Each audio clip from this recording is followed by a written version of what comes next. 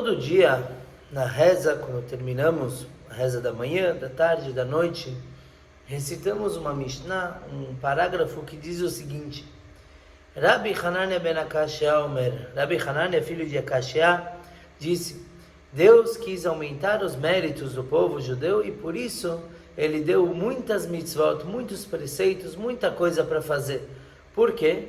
Porque cada vez que um Yehudi ele faz uma mitzvah dessas, um preceito, ele está se conectando com Hashem. Sabemos que temos 613 mitzvot, e cada mitzvah, cada preceito, fora 7 rabínicos, cada preceito tem suas ramificações. Então, a gente acaba notando que tudo é sagrado. O dia inteiro temos coisa para fazer, temos mitzvot, e infelizmente hoje em dia muita gente acha que isso é um peso. Imagina, tem que cuidar de kasher, não pode olhar para determinadas coisas, não pode entrar em determinados lugares. E aparentemente isso se torna um peso. Quando a gente nota cada mitzvah, o olhar deve ser o contrário. O olhar deve ser de que tudo é uma oportunidade, não faltam oportunidades de nos conectarmos com Deus. E aí chegamos no tema do shiur de hoje, o sapato. O que um sapato tem a ver com a Torá? Uma roupa, uma vestimenta? Tudo bem que tem gente que exagera e tem alguns a mais no guarda-roupa, mas qual é a importância do sapato para o judaísmo? Quando a gente determinou o tema para o shiur, ia ser mesclado com outras mitzvot, minha sogrinha, que vive até os 120 com saúde, ela pediu para que tivesse shiurim sobre mitzvot pequenas, então eu peguei um punhado, mas aí eu comecei pelo sapato e aí não parei mais de andar. É tanta coisa que dá para falar, que Baruch Hashem dá para um shiur inteiro. Mesmo um sapato é o suficiente para se conectar com Deus. E vamos ver como. Certa vez, uma fábrica de sapatos queria expandir sua clientela. Então, eles mandaram um representante para a África. Na África, ele buscar ver como seria abrir uma filial lá, se vale a pena ou não, analisar o mercado. Depois de uma semana, esse representante voltou e falou: esquece, lá não vale a pena abrir uma filial. Por quê? Porque todo mundo anda descalço, ninguém precisa de sapato, vai ser uma perda, um desperdício de dinheiro.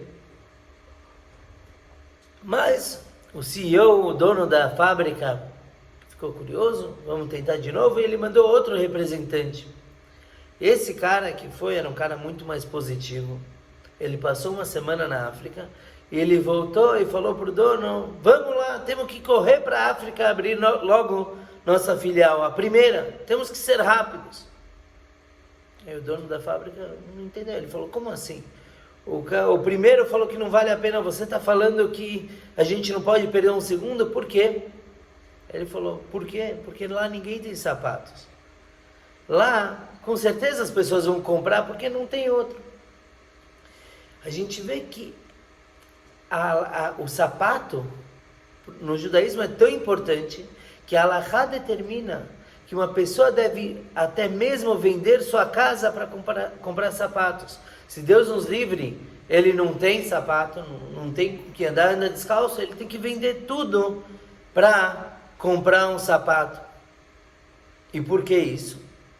Então tem um comentarista, Avod Haram, que ele diz que através do sapato você consegue ajudar os outros. Imaginem que eu tenho uma emergência para atender longe. Preciso ir ajudar uma pessoa. E eu estou descalço, então eu vou andar mais devagar, eu não vou conseguir correr, vou dar uma topada na calçada, vou me machucar, então com sapatos eu consigo correr e ajudar. Então esse é o motivo, o Avod Haram diz, esse é o motivo que a Torá obriga tanto a ter um sapato, porque assim você consegue progredir, você consegue ajudar os outros. Tinha uma mulher muito justa, a Rebbe Tzimtzana Munik, que ela costumava arrecadar dinheiro para as pessoas, para pobres. E ela percebia que às vezes ela abordava uma pessoa e a pessoa não se sentia bem, não tinha naquele momento para ajudar, ou não queria ajudar, e a pessoa ficava incomodada com a abordagem dela. Então o que ela fez? Ela comprou um par de sapatos bem barulhentos. Então ela andava, fazia aquele tlec, sabe, pancadas no chão. E para que isso? Porque aí as pessoas sabiam quando ela estava chegando. Então se alguém não quisesse ou não pudesse ajudar, sabia que ela estava vindo pedir, já se afastava. Ela usava o sapato dela como um alarme para ninguém se sentir humilhado. Mas na realidade, o sapato, hoje em dia é um sinal de status. A gente vê, quanto mais bonito um sapato tem sapatos que foram vendidos por milhares de dólares, é algo muito refinado. Mas para Deus é muito mais. O Talmud, no Tratado de Psachim, afirma o seguinte, que existem 7 pessoas que são excomungadas por Deus. 7 pessoas. A primeira delas, uma pessoa que não quer casar. Não que não está achando o Shidur. Essas pessoas que Bezerra Hashem casem logo. Mas uma pessoa que diz que não precisa casar, que não vai casar, ela é excomungada. Depois, a pessoa que casou, mas não quer de jeito nenhum ter filhos. Deus nos livre, não que a pessoa não pode, por saúde, ela não quer. Excomunhão. Depois, a pessoa que tem filhos e se recusa a ensinar a Torá para eles, e assim por diante. E o último, Deus rejeita uma pessoa que não anda de sapatos. Uma pessoa que se recusa a andar calçada, não porque não tem dinheiro, mas porque não quer, acha que não precisa, Deus não quer ela por perto. Por quê? Porque é uma pessoa que, de certa forma, se recusa a ser produtiva para os outros. De certa forma, é uma pessoa que recusa o seu status de ser humano. À primeira vista, o que mais diferencia uma pessoa de um animal é o fato da pessoa se calçar, a pessoa poder efetuar muito mais coisas e prestar atenção nesse fato. E por conta disso, todo dia de manhã temos uma série de bênçãos que fazemos para agradecer a Deus por diversas coisas. Por exemplo, agradecemos a Deus por nos fazer ver, por nos dar roupa, por nos dar força. E uma das bênçãos é a seguinte: Baruch atah Hashem Elokeinu melech haolam, bendito é você, Deus, Rei do Universo, she'asa li kol tzorki, que fez para mim todas as minhas necessidades. Naquele momento, pensamos no sapato.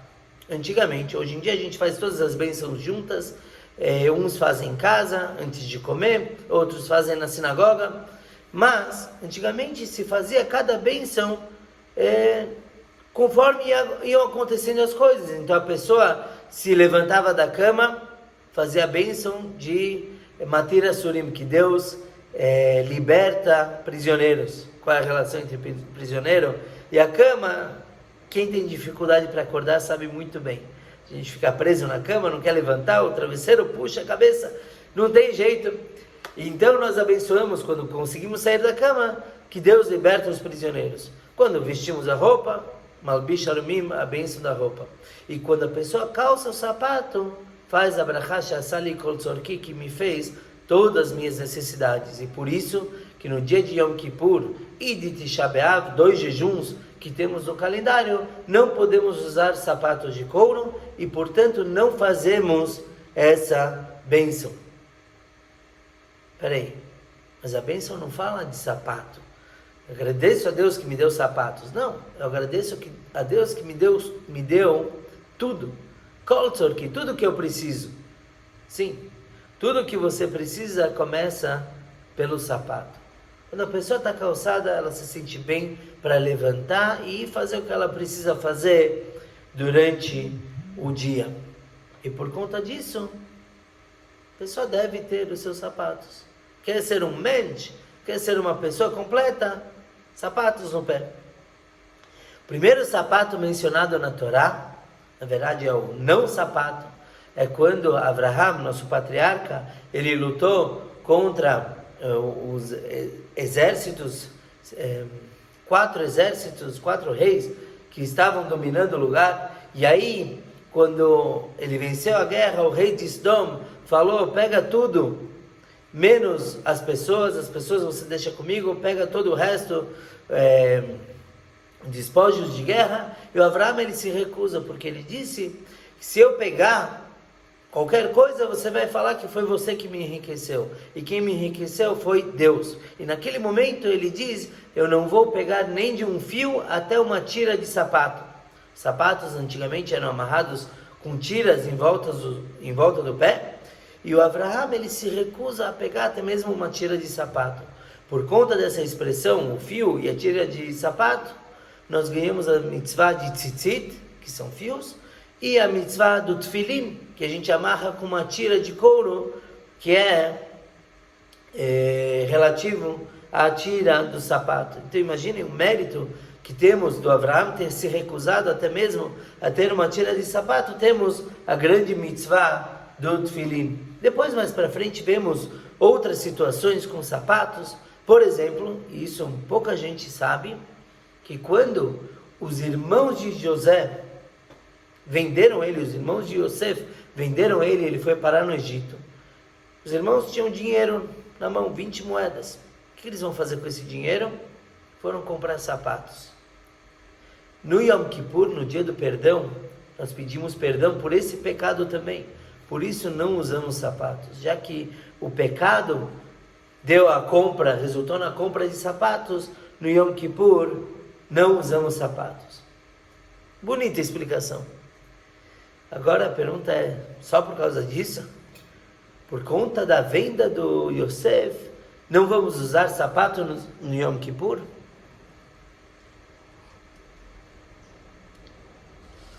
Na verdade, a resposta vai muito mais além. E é importante a gente entender qual é o conceito de sapato.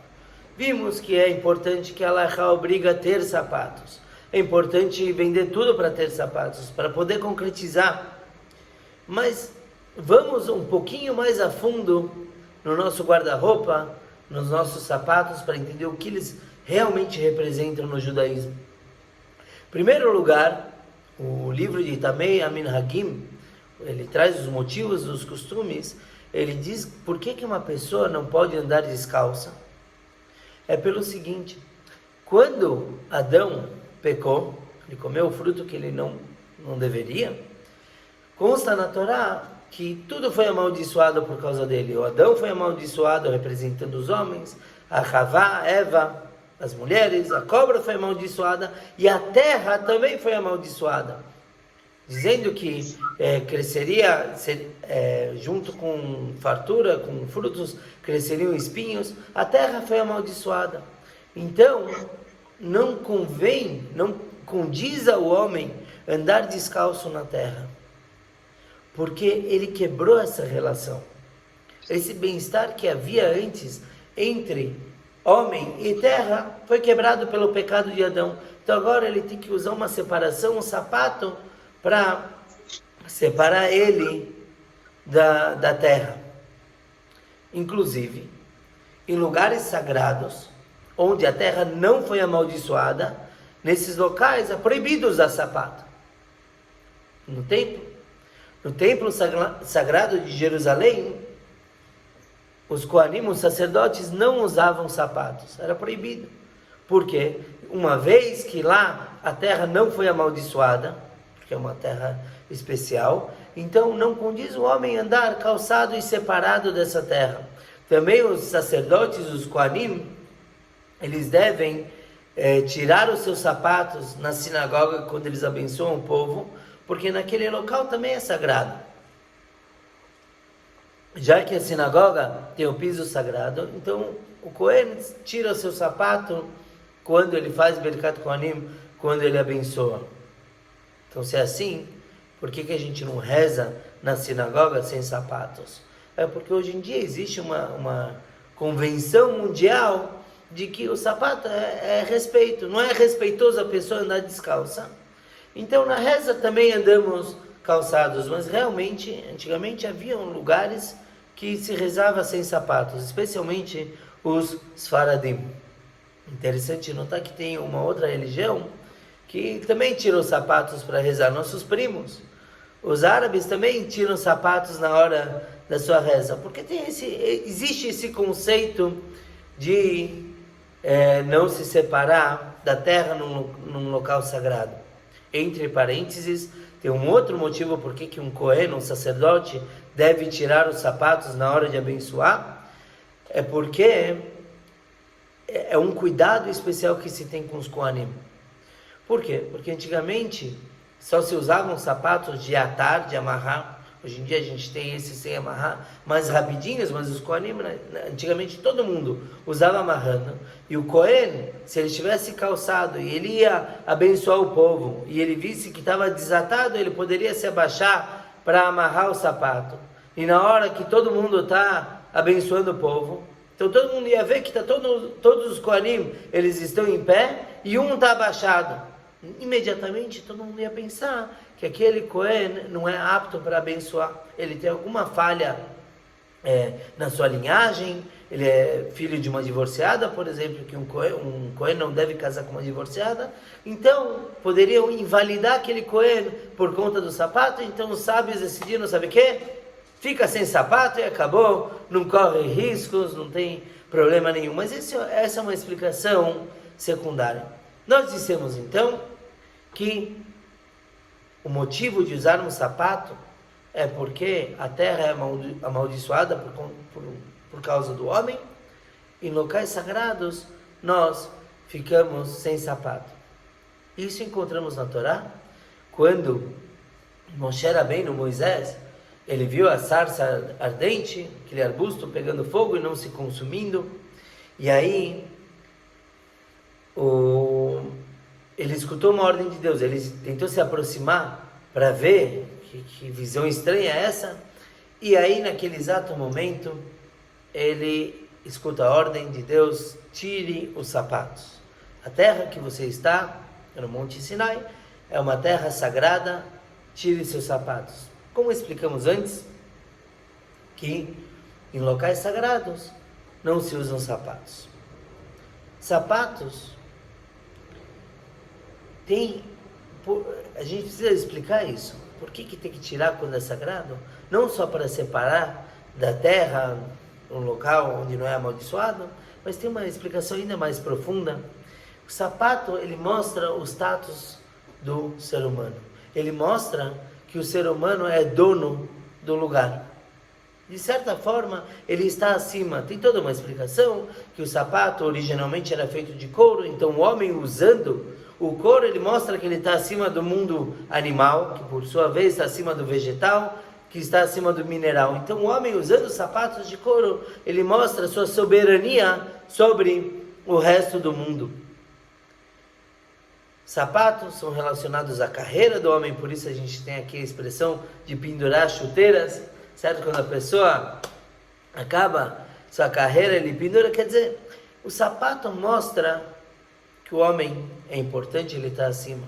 Os egípcios, romanos, eles costumavam ter um desenho ou um nome dos inimigos deles embaixo do sapato, para constantemente sentir que ele está pisando em cima.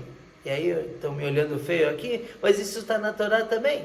Mordecai, vamos ler na história de Purim, que o Mordecai, Mardoqueu, ele desprezava o Haman, nosso inimigo da história da rainha Esther, o Haman que queria destruir todo o povo judeu, e ele via que o Mordecai não se ajoelhava perante ele. Haman, vice-rei, ministro mais importante do rei, ele exigia que todo mundo se ajoelhasse e o Mordecai se recusava. E o Midrash conta que cada vez que o Haman passava e olhava para o Mordecai apontava para o sapato dele. Por quê?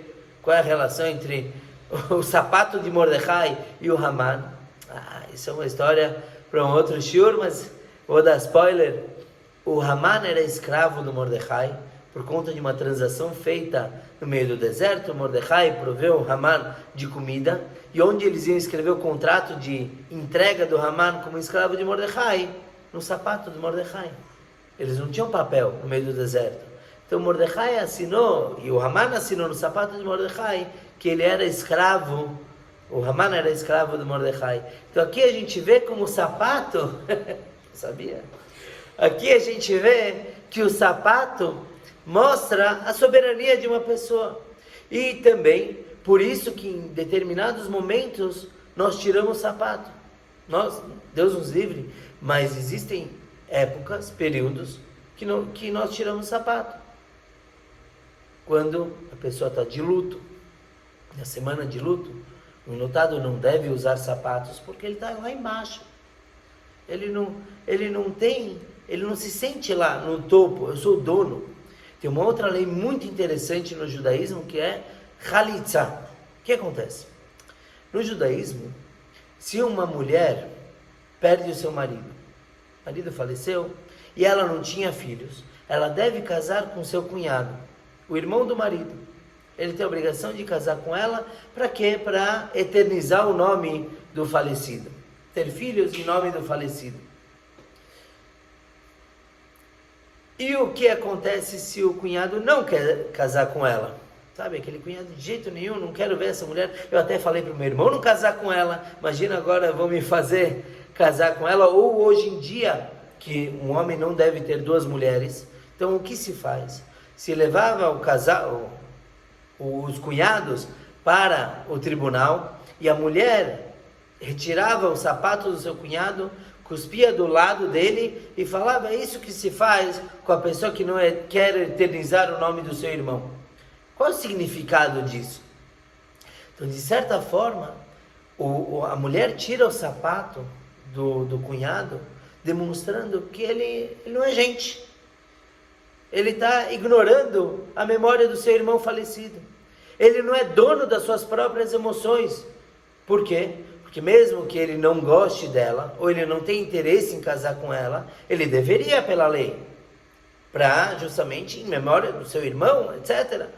E aí ele não consegue dominar sua vontade de não casar ou suas opiniões, então ela retira o sapato falando que você não domina sobre você mesmo. Forte, existem outras explicações, mas de certa forma o sapato mostra a força, o ser dono de algo. Exatamente por isso que tanto no lado da santidade vimos que Moshe Rabbeinu, Moisés, teve que tirar o seu sapato, e tanto o enlutado deve tirar o sapato. Por quê? Pelo mesmo conceito. Moshe, perante Deus, como ele vai se sentir dono de algo?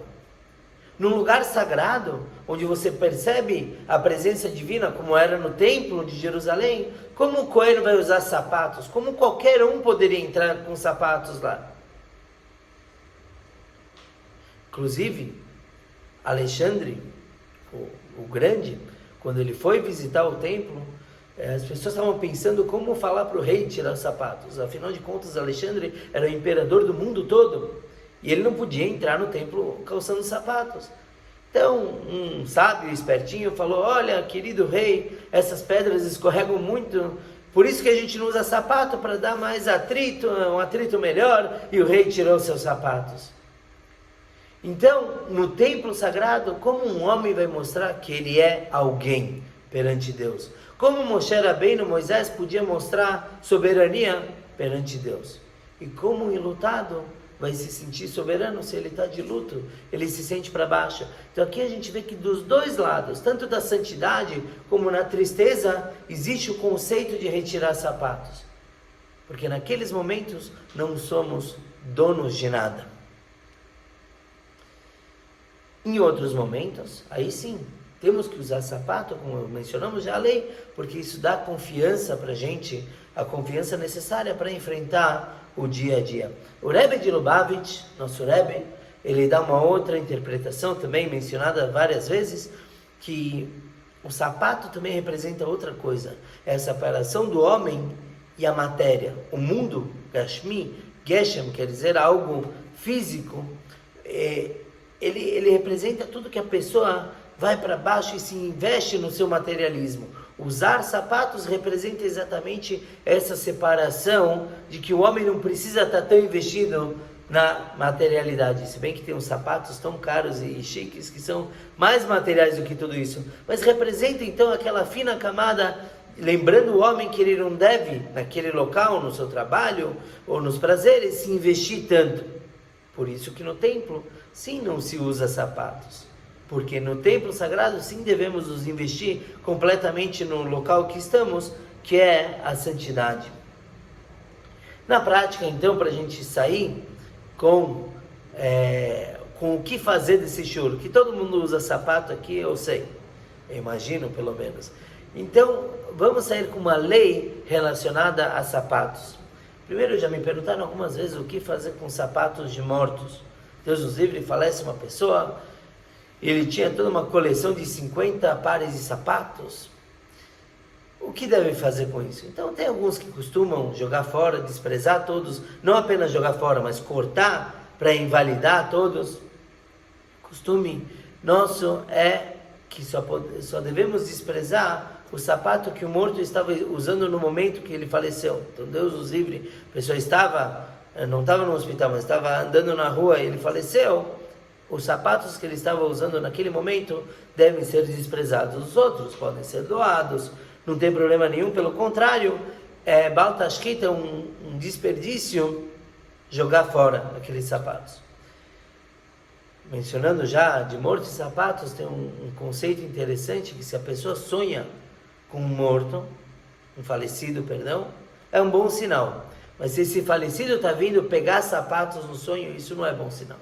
Porque os sapatos representam vida, então é um sinal de que o falecido está vindo buscar. Então, se a pessoa, Deus nos livre, sonhou com isso, tem que consultar um rabino o que fazer. Tem rezas específicas para anular efeitos adversos de sonhos.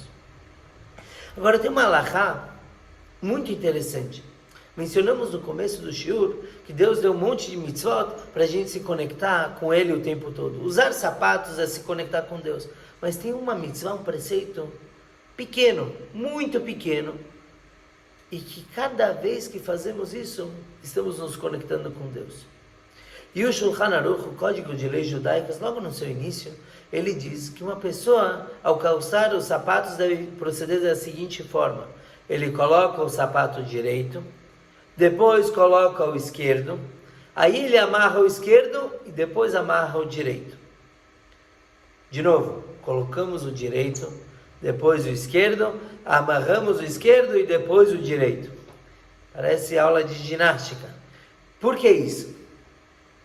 Isso cada vez, lembrando, cada vez que a pessoa faz assim, ele está se conectando com Deus.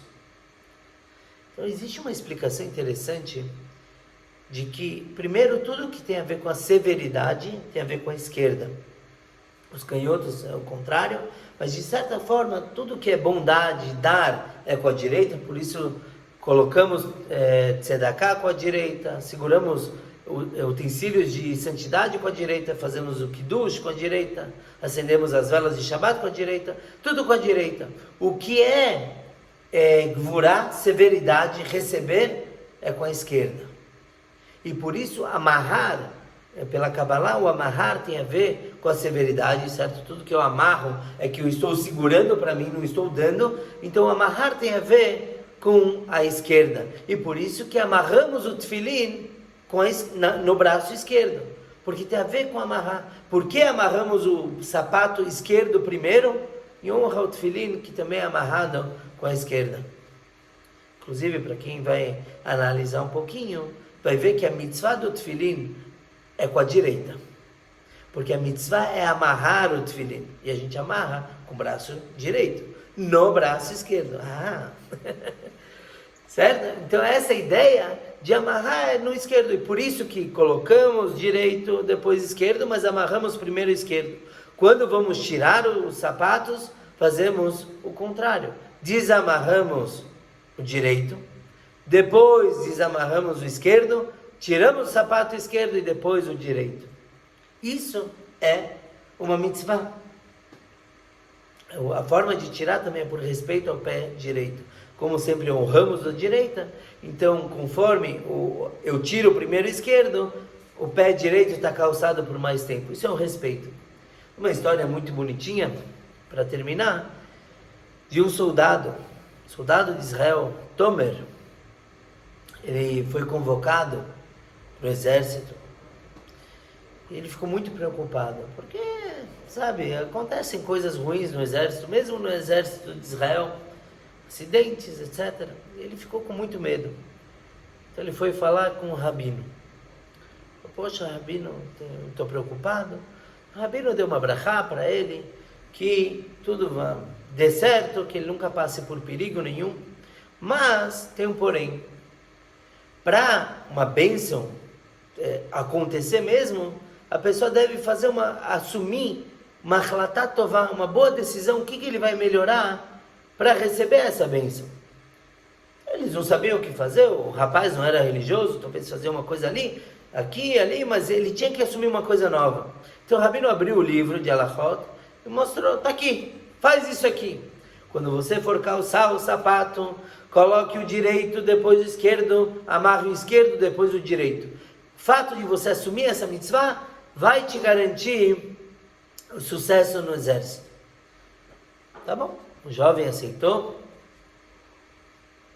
estranhou um pouco a mitzvah. Poxa, tem tanta coisa para fazer no judaísmo, é isso que eu vou fazer, mas tudo bem. Ele aceitou sem problemas nenhum. Só que não é fácil. Porque quando a gente está acostumado com uma coisa, é difícil mudar o hábito. E quem não conhece essa lei, amarra de qualquer jeito, põe de qualquer jeito, tanto faz, tira de qualquer jeito. E ele, o Tomer, se esforçava. Ele acordava de manhã, tentava colocar direito, esquerdo, mas às vezes ele esquecia. E sabem que no exército não tem muito tempo para se vestir, tem que ser rápido, tem que ser ágil, tem a chamada, o alinhamento. E ele esqueceu um dia, esqueceu 2, até que uma hora ele falou, não, eu preciso cumprir com o que eu prometi para Deus, de cumprir essa mitzvah. Ele via coisas ruins acontecendo, ele ficava com medo, até que ele decidiu o seguinte, que toda vez que ele calçar os sapatos da forma equivocada, ele vai tirar eles e amarrar da forma correta pela halachá. Isso, a halachá, a lei não exige isso. A pessoa pode fazer do jeito que ela, se já pôs do jeito que foi, não precisa tirar. Mas ele decidiu que ele ia tirar. E isso causou atrasos. E no exército não pode atrasar. O comandante dele foi ficando bravo.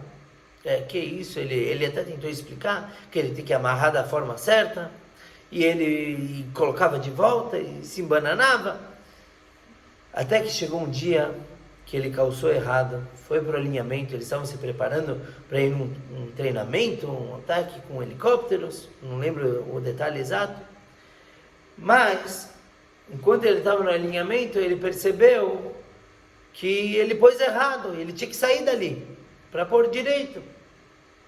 Então ele se afastou, e quando ele amarrou direitinho e voltou para o alinhamento, o comandante falou, esquece, você perdeu a hora, é ridículo isso que você está fazendo, a gente vai sair agora, você vai ficar aqui, e quando a gente voltar, vamos conversar.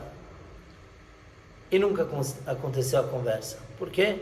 Infelizmente teve um ataque, e o helicóptero caiu, todos os companheiros dele morreram. E ele se salvou por conta dessa pequena mitzvah.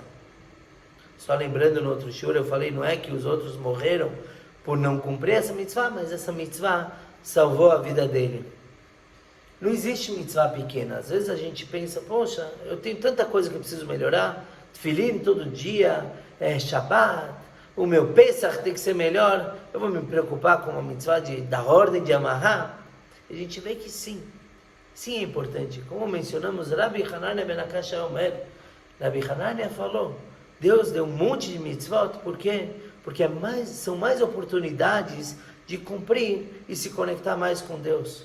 Se ele desse apenas um mandamento, a gente viu o que aconteceu. Adão só tinha uma mitzvah e ele não conseguiu fazer. Se ele desse 10 mandamentos, poxa, é fácil falhar com mais da metade. Por isso ele deu 613 mais 7 plus Talmud, etc. Porque assim a pessoa sempre tem oportunidade de se conectar com o Todo-Poderoso.